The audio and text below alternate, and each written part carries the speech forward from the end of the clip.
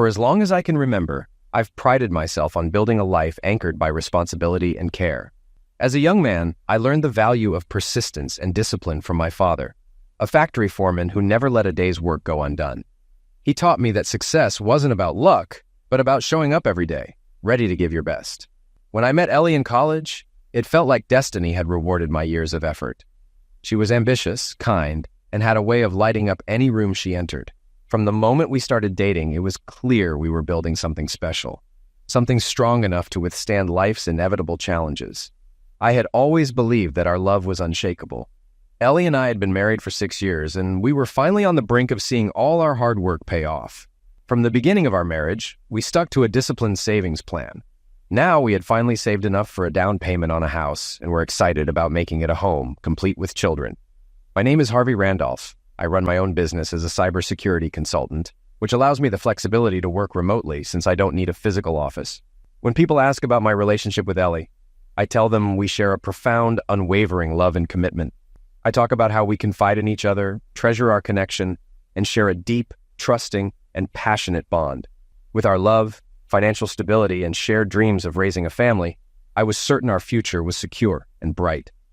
We often saw other couples struggling or even separating and felt reassured that our relationship was different, strong, and immune to anything that could undermine it. But illusions don't appear suddenly. They quietly take root in your mind and grow into beliefs you never question. I truly believe this. Ellie worked as a regional manager for a national tech company. Her employer was expanding, and they had recently hired a new vice president from the Manhattan office. Richard Jones, an Ivy League graduate with a confident attitude, had a way of flaunting his authority and status to dominate his team. That was when I first started doubting the certainty of my convictions. Since Richard's arrival 3 months earlier, Ellie's behavior at home had changed. She became distant, irritable, and less kind. She blamed her mood on stress at work, but I couldn't shake the feeling that something else was wrong. I did my best to be a supportive husband, being patient, bringing her flowers, planning outings to her favorite places, and listening to her concerns. One evening, during an emotional conversation, Ellie opened up about her new boss. She described Richard as an overbearing, arrogant man who kept everyone on edge with constant pressure. I suggested she quit her job, but she said she had applied for transfer to another department and thought leaving now wouldn't be practical given our plans for the house. She wanted to give it a little more time to see how things played out.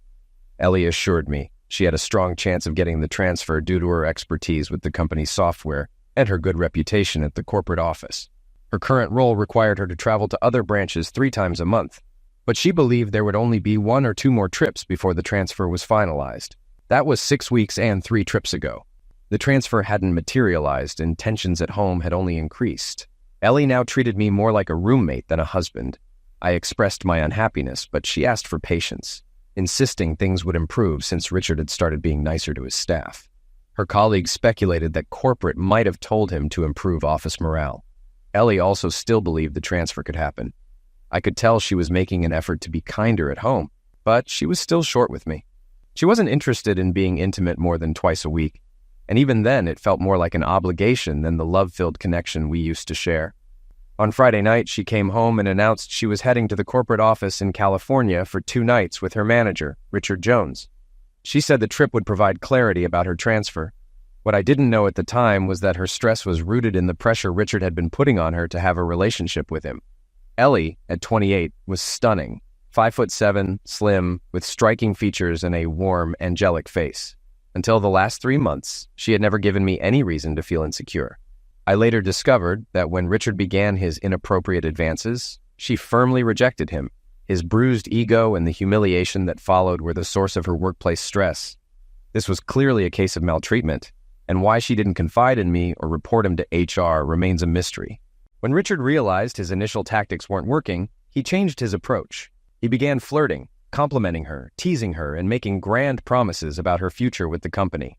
After several lunches together and personal conversations about her marriage and intimacy, he managed to persuade her to consider being with him just once, framing it as something that could positively influence her career. The weight of this looming betrayal, combined with her guilt, transformed Ellie into someone I hardly recognized. To cope, she began placing blame on me, casting me as the problem to justify her decision and diminish her feelings of shame. We hadn't been intimate for 2 weeks, and she rejected all my efforts to connect. I don't beg for affection, but I made it clear that if things didn't improve soon, we were heading into serious trouble. She reassured me that everything would get back to normal soon and asked for time to sort through her work-related stress.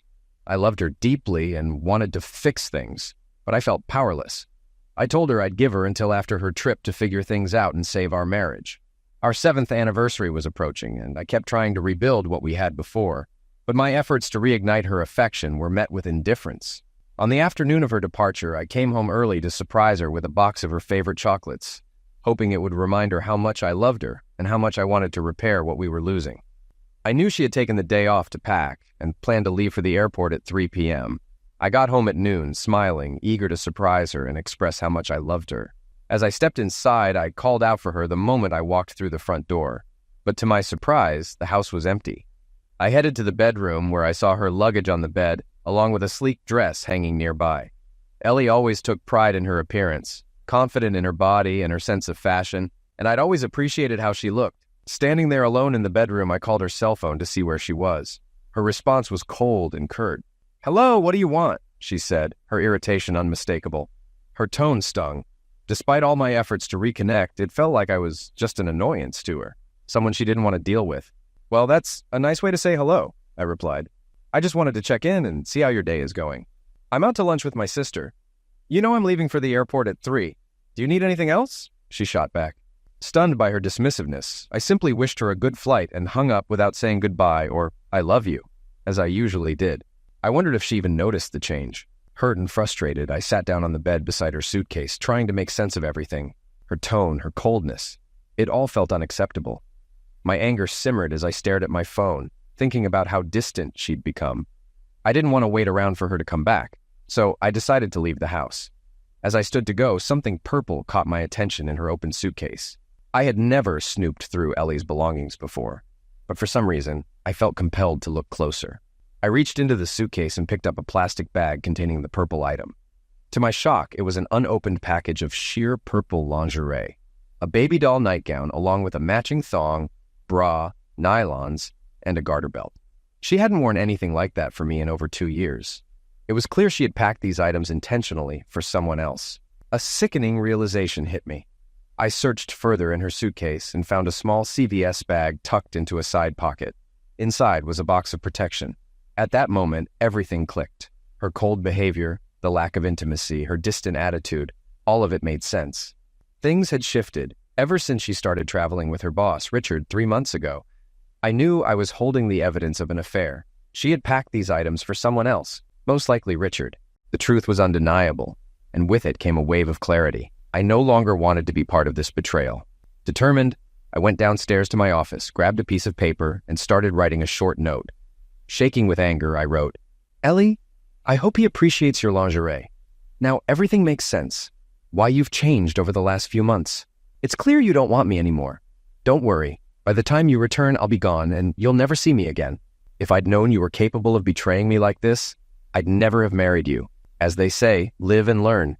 The one thing I'm grateful for is that you'll never be the mother of my children. It's a blessing we waited to start a family. Maybe Richard can help you with that. Harvey." I opened my desk drawer, took out the stapler, and carefully removed the lingerie from its packaging. I stapled the note directly to the delicate fabric, making sure it would be impossible to miss. Then, I neatly placed everything back into her suitcase exactly as I found it. I ensured there was no trace that I had been home, grabbed my keys, and drove to a nearby restaurant to be alone. I needed time to think and something to eat to help settle my churning stomach. I met my sister Jenny for lunch because I needed to share what I was about to do with someone. Whether it was guilt or fear, I knew I could trust her to listen. The stress had been overwhelming, and I needed to get it off my chest before I lost my mind.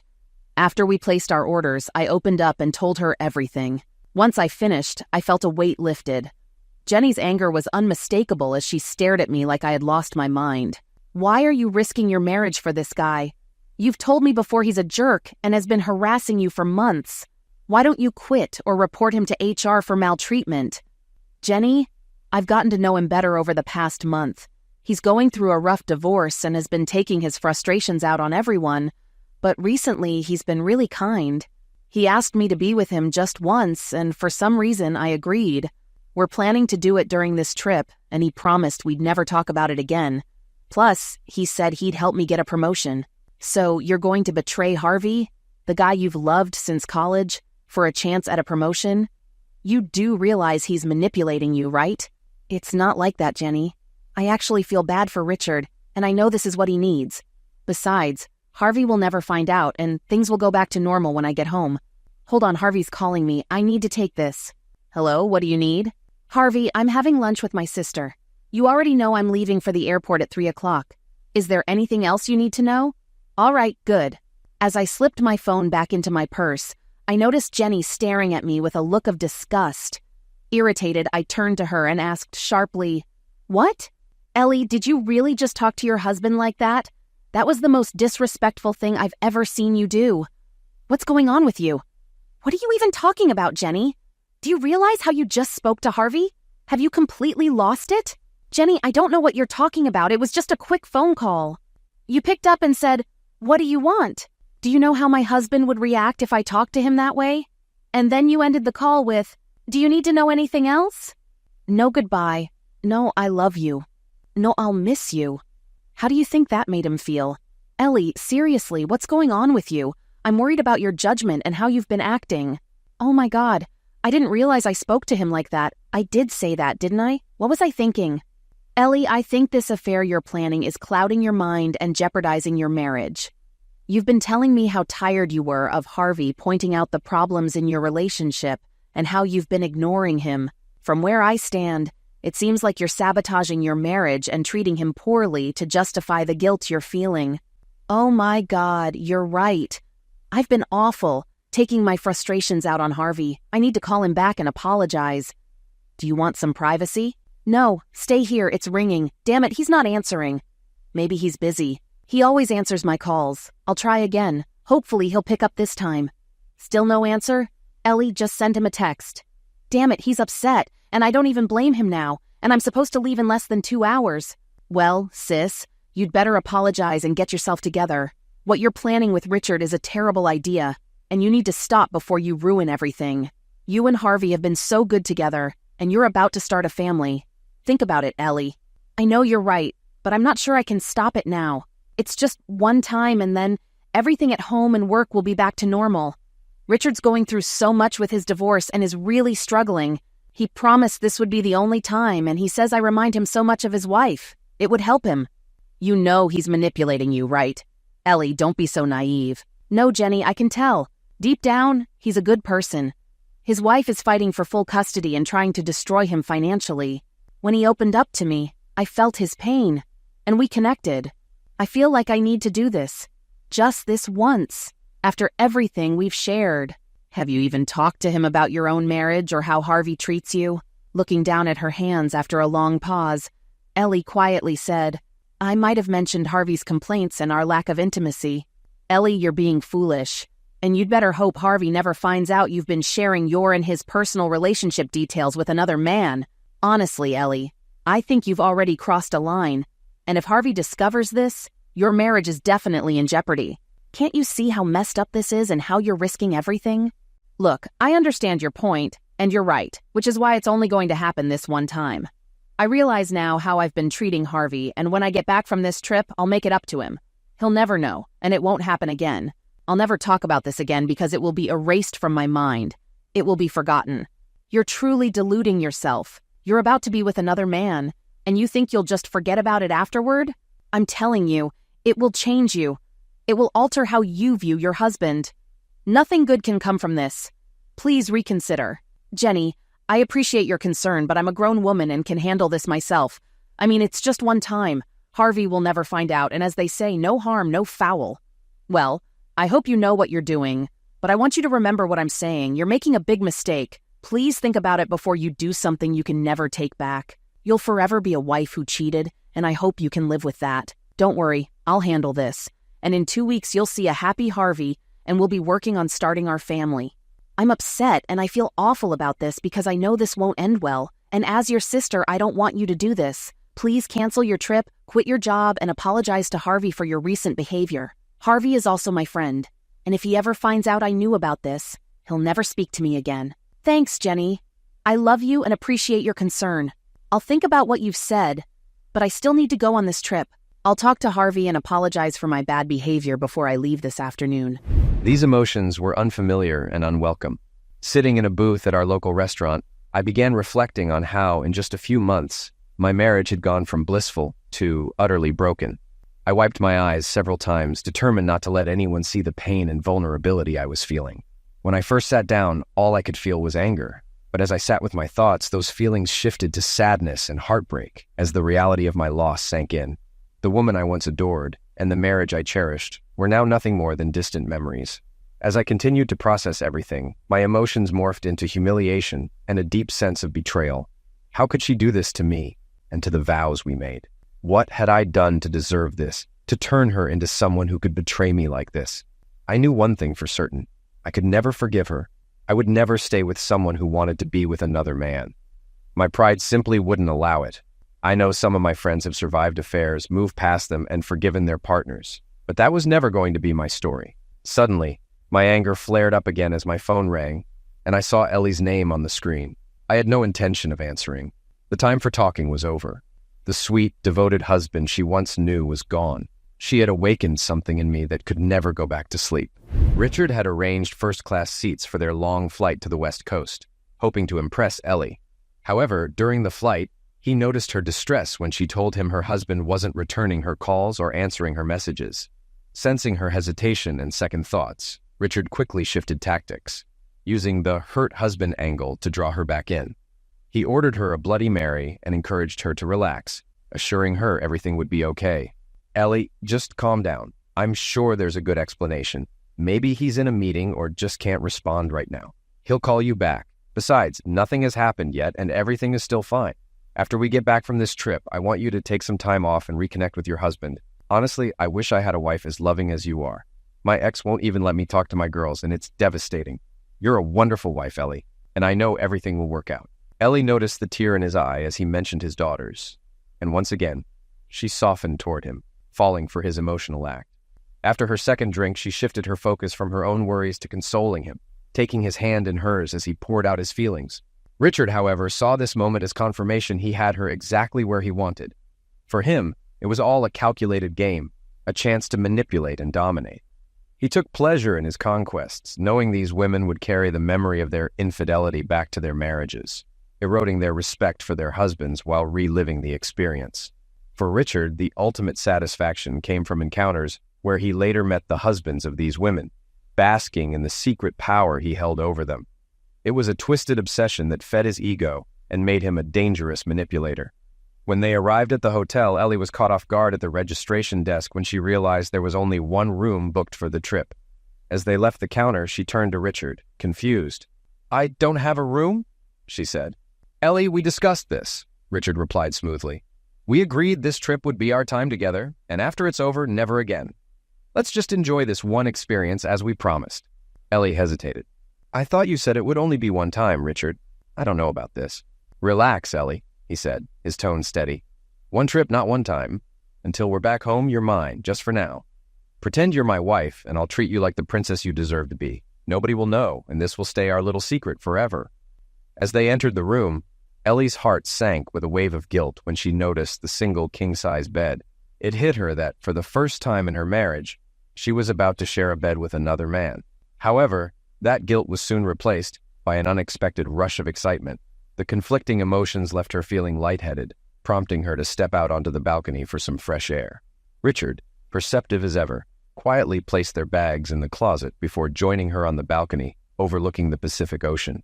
"Isn't this relaxing? I specifically chose this room because I knew you'd love the ocean view," he said warmly. Ellie nodded, a tear forming in her eye. "Yes, it's beautiful." Richard turned toward her, gently placed a hand under her chin, and lifted her face to meet his gaze. Their eyes locked for a moment before he kissed her softly on the lips. Ellie hesitated, but then returned the kiss, which quickly deepened into a passionate embrace. For a brief moment she was lost in it, but then reality struck. Pulling away gently, she smiled awkwardly. Richard could see he was getting closer to his goal, but he knew not to rush things. He smiled back at her, confident that it was only a matter of time before she fully gave in. "That was nice, Ellie," he said casually. "We have dinner reservations in a couple of hours, and I'm sure you want some time to get ready. I'll head down to the gym for a quick workout and be back soon." Ellie nodded silently, watching as he grabbed his gym clothes and left the room. Once alone, she sat on the bed, her mind swirling with emotions. She needed to talk to Harvey, to apologize for how she had treated him earlier and make sure he was okay. She loved him deeply and, more than anything, wanted this trip to be over so they could repair their relationship and move forward together. Her heart raced as she dialed his number, hoping he would pick up and reassure her with his love, but the call went unanswered. Ellie felt her stomach twist with anxiety, knowing he was still upset after their last conversation. Desperate to bridge the gap, she sent him a heartfelt text. "Harvey, my darling, I'm so sorry for how I treated you earlier today. I was having a bad morning and took it out on you. Please forgive me and I'll make it up to you when I get home. I miss you so much, and I want you to know I love you and can't wait to start our family this weekend. Please call me. I need to hear your voice." After taking a deep breath, Ellie stepped into the warm shower, shaved her legs and intimate areas, and washed her hair thoroughly. Once she stepped out, she admired her reflection in the full-length mirror, feeling excited to wear the new outfit she had bought. For the next half hour, she carefully worked on her makeup and styled her hair, achieving a dramatic, glamorous evening look. She was thrilled with the results, her long hair cascading beautifully, and momentarily forgot about the text she'd sent to Harvey, focusing solely on how stunning she would look in her outfit. Her thoughts drifted back to Harvey briefly, imagining how she'd wear the same dress for him when she returned home. Meanwhile, Richard was still mid-run on the treadmill as Ellie went to her garment bag, pulling out a short black cocktail dress. The daring piece was something she'd picked especially for this trip, with a neckline that highlighted her curves. Tonight, she decided to be bold and go without a bra. The short skirt, paired with the new high heels she'd purchased, would make her legs look even longer and hotter. After admiring the dress for a few moments, she retrieved her lingerie. She laid everything neatly on the bed, including the lingerie she planned to wear for Richard that evening. She carefully opened a new pair of sheer black pantyhose, sliding them over her smooth legs and over the sleek black thong she had chosen. Skipping the bra, she stepped into the dress and slipped on her heels, adjusting the fabric to ensure her firm, rounded chest was perfectly covered. When she stood before the full-length mirror, she smiled with satisfaction at the reflection of a confident, stunning woman. Again, her thoughts wandered to Harvey, imagining him lovingly removing the dress and how they would rekindle their connection. Ellie glanced at the clock and realized Richard would return any minute. She began tidying up, picking up the lingerie from the bed to move it to the closet for later. As she reached for the Victoria's Secret bag, she noticed it was slightly open and disheveled. Curious, she peered inside and found a piece of paper stapled to one of the delicate items. Confused, she pulled out the lingerie and unfolded the note. Her heart sank as she read the handwritten message, and her entire world seemed to shatter in an instant. Frozen in place, she stared at the note, unable to comprehend the weight of its contents. The reality of her actions struck her like a tidal wave. Suddenly, tears streamed down her face as she dropped to her knees, her head cradled in her hands. On the carpet, she sobbed uncontrollably, overcome by an unbearable mix of guilt, pain, and regret. In a panic, Ellie called Harvey's phone and left a trembling voicemail. "Harvey, I got your note and I swear nothing happened. I didn't do anything. Please believe me. This was a terrible mistake and I love you. Please call me. I need to talk to you. Nothing happened, I promise. Please just call me." When he didn't return her call, she sent several long text messages, each more desperate than the last. She sat in the oversized chair near the bed, rocking back and forth, consumed by fear and regret. When Richard entered the room, he immediately noticed her state of distress and sensed his plans were unraveling. "What's wrong, darling?" he asked. "Don't call me that. I'm not your darling. Because of you, I may have just destroyed my marriage to the man I love. You manipulated me into this, and now he's gone." "Ellie, calm down. What are you talking about?" Richard's eyes followed her trembling hand to the note lying on the bed. As he read it, a smirk crept across his face, a twisted sense of satisfaction washing over him. This, messing with husbands' lives and seducing their wives, was his twisted thrill. His warped psyche, stemming from his father leaving his mother for another woman, had driven him to find power in ruining others' lives. At this point, it didn't even matter to him if he slept with Ellie. The damage was already done, and that was enough to fuel his sixth sense of achievement. However, getting her into bed would be a bonus. He decided to let her cry it out before making his next move. He planned to convince her that since her husband already believed the worst, they might as well enjoy what they'd started. It would be a tough sell, but his past success in manipulating women gave him confidence. But Ellie had no intention of playing along anymore. Without a word, she removed her heels and began taking off her dress, completely ignoring Richard's presence. Richard, assuming this meant she was giving in, stood up and removed his pants, eagerly anticipating what he thought was about to happen. However, Ellie only glanced at him, then laughed coldly. "You're delusional if you think I'm going anywhere near you. I'm going home to my husband to fix this disaster you helped create." Richard's expression shifted to rage as he realized he wasn't going to get what he wanted. His tone turned sharp and angry. "That I caused? Are you serious? You're the one who agreed to this. You left your husband and decided to spend the weekend with me. I never forced you to do anything. Look at the dress you put on tonight. It practically screamed, 'Take me.' If you truly loved your husband, you never would have agreed to this. Admit it, you chose to be here, and you chose to ruin your marriage." "You jerk! How dare you talk to me like that? You're just an arrogant bully, and I want nothing to do with you anymore. You've ruined my happy marriage, and I don't know how I'll ever make Harvey forgive me or take me back. If the roles were reversed, I'd divorce him and make his life miserable. I hate you for what you've done." Richard, enraged, fired back. "Oh, sure, it's all my fault, right? That kiss you gave me earlier tells the real story. You loved it. You wanted more, and you know it. You wanted me to take you, to give you what you've been craving, and rock your world. Stop pretending otherwise." Ellie's face reflected shock, but Richard continued, his voice dripping with venom. "Admit it already. Stop blaming me for your choice to cheat on the man you claim to love. You'll never convince me you truly loved him. Not when you so easily agreed to betray him. You're no different from all the others. You wanted a little excitement on the side as long as you didn't get caught. But when the consequences catch up to you, suddenly it's my fault for seducing you? Give me a break. You're the one who let me seduce you, agreed to this trip, and planned to sleep with me. If you really loved your husband, you would have said no 100 times over. You didn't even protest about staying in the same room. Yeah, you must really love him. I can't imagine what you'd do if you didn't love the poor guy. Honestly, he's lucky to find out now, before you start having kids, that you're not trustworthy." Richard's words hit Ellie like a freight train. As much as she hated him, she realized he was right. She had made her own choices and no one had forced her. She could have stopped this at any point, but she didn't. Her sister had even warned her, yet she ignored every red flag. Now, the weight of her betrayal hit her fully, and she wasn't sure what hurt more, accepting that Richard was right, or knowing how deeply she had hurt Harvey. Overwhelmed with guilt and remorse, Ellie hurriedly packed her bags and headed down to the lobby, desperate to leave. She asked the concierge to help her book a red-eye flight home. She needed to see Harvey, to tell him how much she loved him and explain that nothing had happened. After 20 minutes of phone calls, she learned there were no seats available on any flights that evening. Defeated, she realized she was stuck in San Diego until the morning, when she could catch a flight that would get her home around 6 p.m. It wasn't soon enough, but she had no other choice. She reluctantly made the arrangements and returned to her room, vowing to make things right the moment she got back. Realizing she didn't have a room at the hotel, Ellie panicked. The concierge, noticing her distress, offered to help. She assured Ellie that she could secure a room and just needed a credit card to finalize the booking. Ellie handed over her card and sat down, her mind racing. She began thinking about the past 3 months, reflecting on Harvey's words from his note. It hit her how distant she had become as a wife, mistreating Harvey because of her own guilt, and taking out her frustration and stress on him, the man she truly loved. When the concierge returned, her expression was apologetic. "I'm sorry, Mrs. Randolph. Your card was declined. Do you have another one?" "Declined? Oh my God, this can't be happening. Here, try this one," Ellie stammered, handing over another card.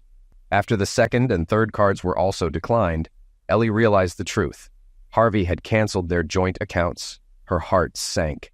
She felt trapped, unsure of her next move. The thought of going back to Richard's room was unbearable. She'd rather stay up all night in the lobby until her morning flight. With no other options, she swallowed her pride and called her sister. "Hello? Hi, Jenny. I'm so sorry to bother you," Ellie said, her voice trembling. "That's okay, sis. What's going on?" Ellie broke down into tears as soon as she heard Jenny's voice. "I should have listened to you, but I didn't. Harvey found out about the trip and left me a note saying he's leaving me. I'm stuck here and just trying to get home. I'm not going to say I told you so. That wouldn't help. How can I help? Harvey isn't answering my calls or texts, and I think he canceled our credit cards. I can't get a room for the night. Could you give them your card for the hotel?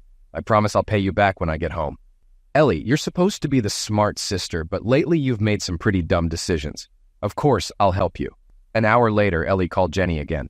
"Jenny, thank you for helping your idiot sister. I managed to get a room for the night, and I'll catch the morning flight home. Do you think Harvey will forgive me?" I don't know, Ellie. Have you heard anything from him? No, but I've left him so many messages. I told him nothing happened. Well, good luck, but honestly, the fact that he knew what you were planning to do and you still went on the trip? That doesn't look good. If you want him back, keep trying to reach him and beg for forgiveness. I didn't know if she had already gone through with sleeping with Richard or not, but her intent was clear, and that was enough for me. She claimed to love me, yet she left with another man, fully planning to be intimate with him. I wasn't going to start a family with someone like that or remain married to her. The next day, I turned off my phone, moved out of the apartment, and drove to Austin, Texas, where I already had several job opportunities lined up. On Facebook, I changed my status to single and posted a photo I created using AI, combining online images of Ellie and Richard walking together and holding hands. I captioned it, "Ellie's new love, Richard Jones. She's left me for him, and I filed for divorce. Our marriage is officially over." When I checked back an hour later, dozens of comments had poured in. Friends were shocked by the news. Some women expressed their sympathy for what I was going through and invited me to call them if I needed someone to talk to. Strangely, for the first time in months, I felt a glimmer of being valued, and I realized that my life wasn't over just because my spouse had betrayed me. Through some research, I found out that Richard wasn't going through a divorce as he'd led Ellie to believe. In fact, he was still happily playing the role of husband and father, but he had a darker side. He thrived on preying on unsuspecting women. He seemed to revel in the power of seducing someone's wife, humiliating the husband, and turning their lives upside down. This power trip, rooted in manipulation and dominance, was his obsession. Ellie finally woke up to reality when she discovered the extent of Richard's lies. She learned how he had misled her about everything, including his personal life, and that she wasn't the only target of his behavior. In her regret, she made sure to expose the truth to his wife and shared details of how he pursued women at work. Richard was going to face significant turmoil in his life very soon, in court. "Mr. Wilkes, where is your client?" Harvey was supposed to attend court on the day of his divorce trial, but when he failed to appear, the judge became visibly frustrated and demanded an explanation from his attorney. Joshua Wilkes, his lawyer, admitted he didn't know where Harvey was, but assured the court he would arrive shortly. The judge announced a 15-minute recess, warning that if Harvey didn't show up, she would hold him in contempt of court. Joshua immediately called Harvey's cell phone and quickly realized his client had no intention of attending the mandatory session. Harvey claimed he was stuck in traffic. When the judge returned, Joshua rose to address her. "Your Honor, my client is stuck in traffic and is trying his best to get here," he explained. "That's unfortunate," the judge replied. "I have other cases on today's docket. Your client is now in contempt and I'm imposing a $1,000 fine. After reviewing the case file, I'm also ordering 3 counseling sessions to be completed before the next court date in 60 days. Make it clear to your client, if he fails to attend counseling or skips another court date, I will sentence him to 30 days in jail and impose an additional fine. Do you understand my ruling?" "Yes, Your Honor," Joshua replied. Later, Joshua sternly reprimanded Harvey, emphasizing the seriousness of the judge's orders. Harvey initially resisted the idea of mandatory counseling, but eventually agreed, stating he would comply if it meant finalizing the divorce. This was the first time Ellie had seen Harvey since her devastating mistake of pursuing Richard. She ran toward him with arms outstretched, hoping for reconciliation, only to be pushed aside and ignored. Struggling to compose herself after the wave of tears his rejection triggered, the counselor began the session. Ellie started by pouring out her feelings. She told Harvey how much she loved him, apologized profusely, and insisted she hadn't realized the consequences of her actions. She explained that she had never gone through with anything physical and had returned home as soon as she realized what she was doing. Tears streamed down her face as she begged for his forgiveness. When it was Harvey's turn to speak, he began with a question. "Doctor, just to clarify, you expect total honesty from both of us for these sessions to be meaningful, correct?" "Yes, Harvey," the counselor replied. "You both agreed to complete honesty, and this is a no-fault session. It's crucial for both of you to speak openly and truthfully." "Thank you, doctor." Harvey turned to Ellie, meeting her eyes for the first time since she had left for her trip. His heart raced, the pain and betrayal he'd felt rushing back as he spoke. "This is hard for me, Ellie, but I want you to be honest.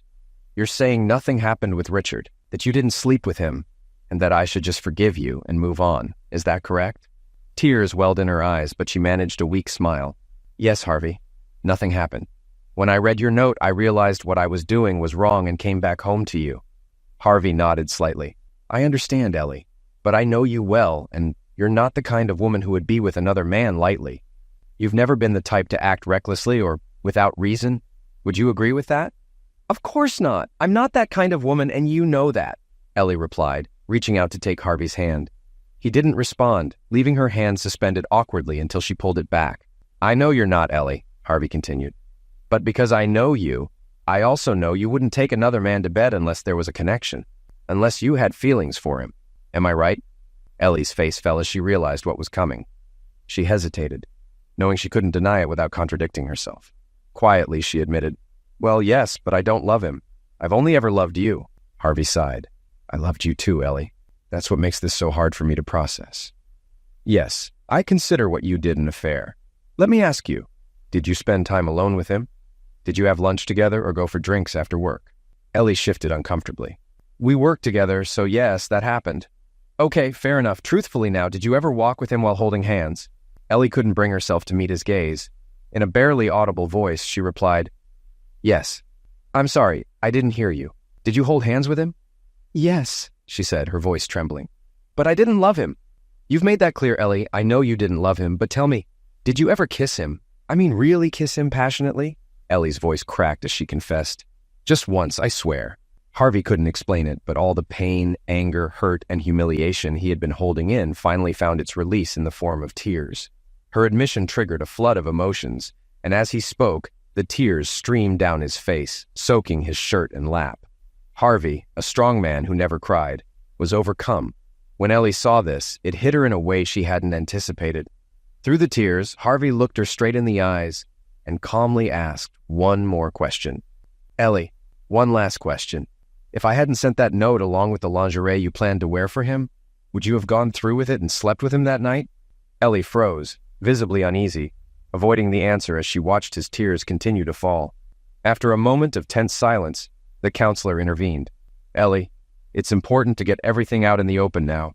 This is a safe space. Please answer Harvey's question. Ellie finally spoke, her voice trembling. Harvey, I love you, and I never meant to hurt you. But if you hadn't stopped me with that note, I would have made the biggest mistake of my life and slept with him. You saved me, and I will forever be grateful for that. Baby, we need to stay together. Harvey, still in tears, turned to the counselor. Doctor, this is why I can't stay married. Her full intention was to be with him. Whether or not it happened doesn't matter to me. The intent alone is enough. If she could do it once, I know she could do it again under the right circumstances. I refuse to live with that hanging over me. For the rest of my life, I'd remember that she planned to betray me, that she chose him over our marriage. I'd always be questioning if she still wanted it or if she was planning something else. No, she ended this the moment she got on that plane, fully aware of what she was about to do. Over the next 3 weeks, Harvey completed the required counseling sessions. 3 months later, the divorce was finalized, but not without constant phone calls and pleas from Ellie to reconsider. Her family, her father, her sister, and even mutual friends joined in, urging him to stop the divorce and give her another chance. They all insisted he was overreacting because she hadn't actually slept with Richard. Harvey tried explaining how he felt, but in their eyes, he was being unreasonable.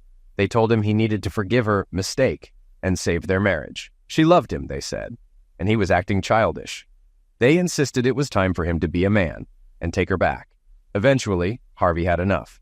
After one too many accusations about his ego standing in the way, he bluntly told each of them to stay out of his life and never contact him again. Frustrated, he took contract jobs across the country, left town, and never looked back. Ellie continued to call and beg for his forgiveness, leaving messages pleading for another chance.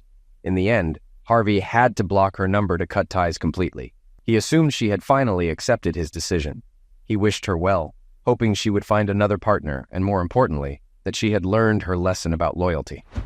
Almost a year had passed since that dreadful day, but I hadn't forgotten about Richard. By now, I was working across the country with no ties to my former life. That's when I decided to put my revenge plan into motion.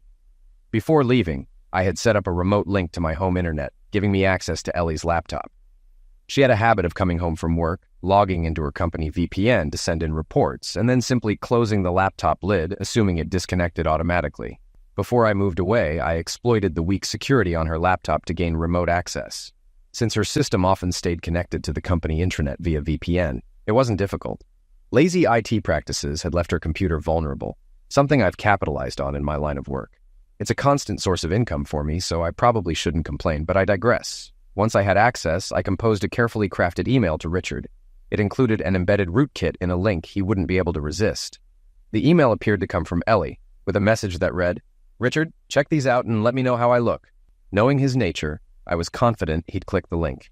The embedded malware would quietly spread to every server Richard could access, waiting for my instructions, while he would only see an error message. Chances were he'd try opening it a few times, fail, and plan to ask Ellie about it the next day. Sure enough, the predator took the bait, clicking the link and unknowingly granting me access to the company's internal network. I promptly deleted all traces of the email from Ellie's account, erased remote access logs, and ensured that if IT investigated, they'd find nothing unusual.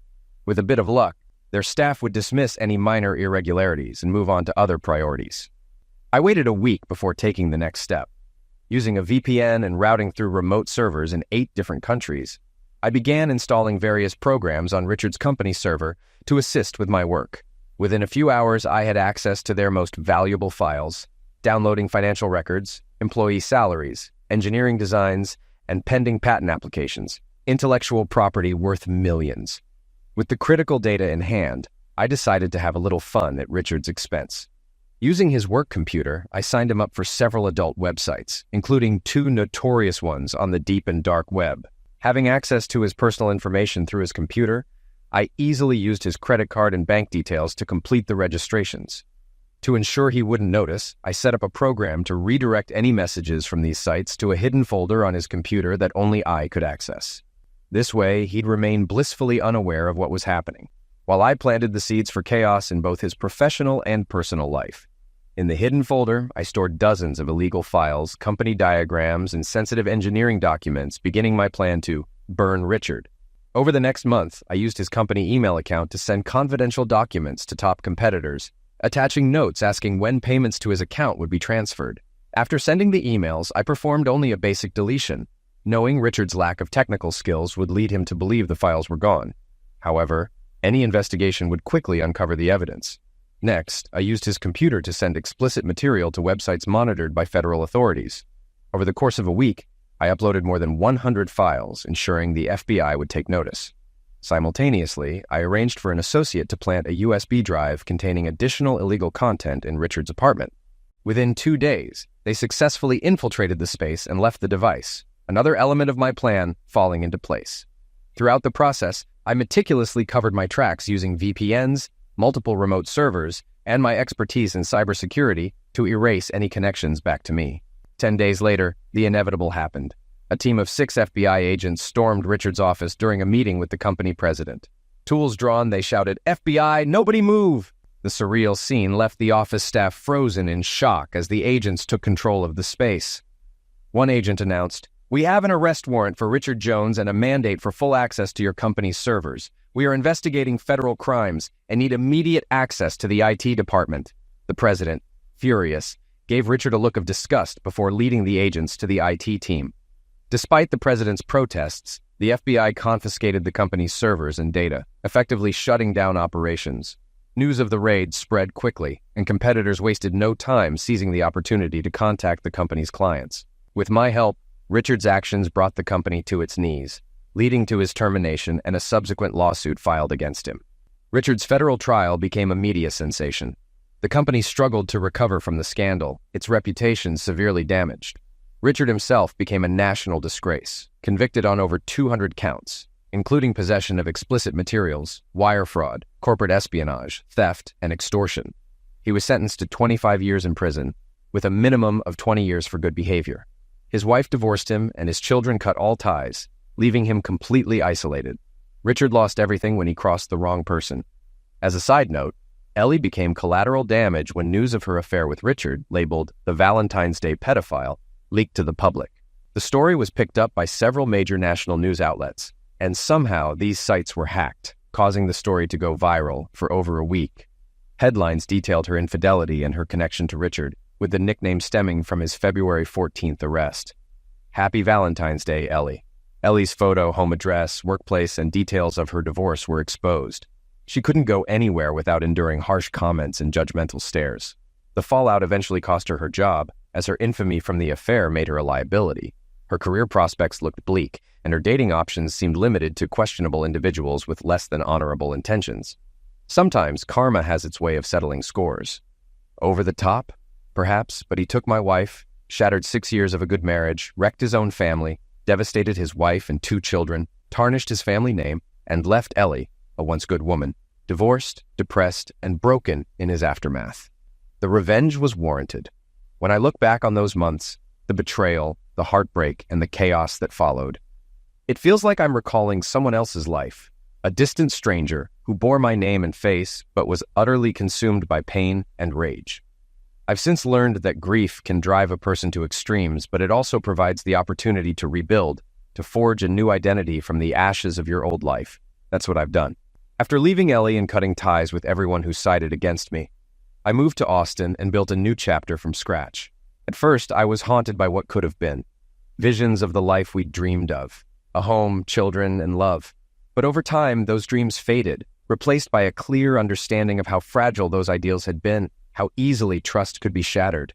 Work became my salvation. I threw myself into my cybersecurity career with a new intensity, channeling every ounce of my energy into becoming the best in my field. My efforts paid off.